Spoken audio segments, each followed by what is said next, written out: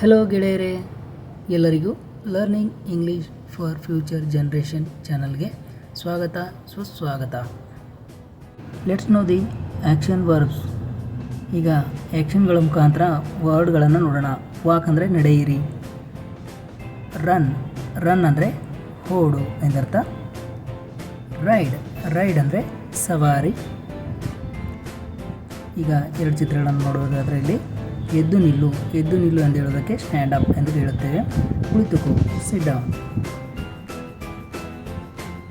ಎರಡು ಬಲ್ಬ್ಗಳನ್ನು ನಾವು ನೋಡ್ಬೋದು ಇಲ್ಲಿ.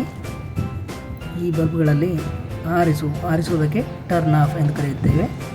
ಆನ್ ಮಾಡಿ, ಟರ್ನ್ ಆನ್.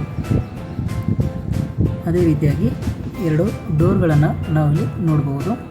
ಆ ಡೋರ್ಗಳಿಗೆ ತೆರೆ ಅನ್ನೋದಕ್ಕೆ ಅಂತ ಕರಿತೀವಿ, ಓಪನ್ ಅಂತ ಕರೀತೀವಿ. ಮುಚ್ಚು ಅನ್ನೋದಕ್ಕೆ ಕ್ಲೋಸ್ ಅಂತ ಕರೆಯುತ್ತೇವೆ. ನೆಕ್ಸ್ಟ್ ನೋಡೋದಾದರೆ ಈಗ ನಾವು ಇಲ್ಲಿ ಕೊಡು ಅನ್ನೋದಕ್ಕೆ ಗಿವ್ ಎಂದು ಕರೆಯುತ್ತೇವೆ. ಅದೇ ರೀತಿಯಾಗಿ ಈಗ ಇಲ್ಲಿ ಕ್ರೈ ಅಂದರೆ ಅಳು ಮತ್ತು ನಗುವುದು. ಅಳು ಅನ್ನೋದಕ್ಕೆ ಕ್ರೈ ಎಂದು ಕರೆಯುತ್ತೇವೆ, ನಗುವುದಕ್ಕೆ ಲಾಫ್ ಎಂದು ಕರೆಯುತ್ತೇವೆ. ಅದೇ ರೀತಿಯಾಗಿ ಆಲೋಚನೆ ಮಾಡೋದಕ್ಕೆ ಅಥವಾ ಥಿಂಕ್ ಮಾಡೋದಕ್ಕೆ ಯೋಚಿಸು ಎಂದು ಕರೆಯುತ್ತೇವೆ.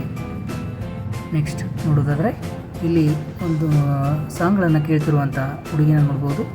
ಕೇಳು ಅಂದರೆ ಲಿಸನ್ ಎಂದರ್ಥ. ಆಟವಾಡೋದಕ್ಕೆ ಪ್ಲೇ ಎಂದು ಕರೆಯುತ್ತೇವೆ.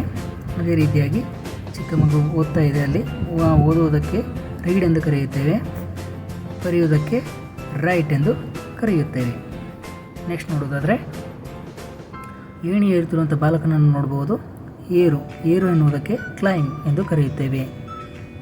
ಗೆಲ್ಲು ಎನ್ನುವುದಕ್ಕೆ ವಿನ್ ಎಂದು ಕರೆಯುತ್ತೇವೆ. ಹೋರಾಡು ಅಂದರೆ ಫೈಟ್ ಮಾಡುವುದು.